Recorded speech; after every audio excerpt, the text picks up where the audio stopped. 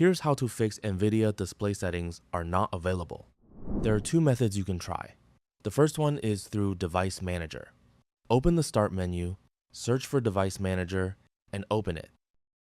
Here, expand Display Adapters and locate your NVIDIA graphics card. Right-click on it and select Uninstall Device. Once the NVIDIA graphics card has been removed, click Action at the top and select Scan for hardware changes.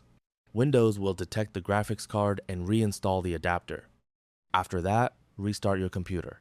Once your PC has restarted, open the NVIDIA control panel and check if the issue has been resolved.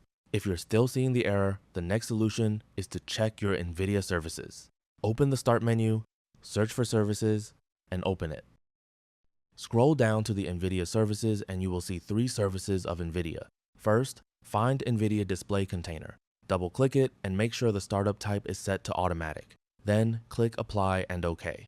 Then again, double-click on it, check the service status, and click Start if the service isn't running. Click Apply and then OK. Next, do the same for the NVIDIA FrameView service. Set the startup type to automatic, click Apply and OK. Then open the service again and make sure it's running.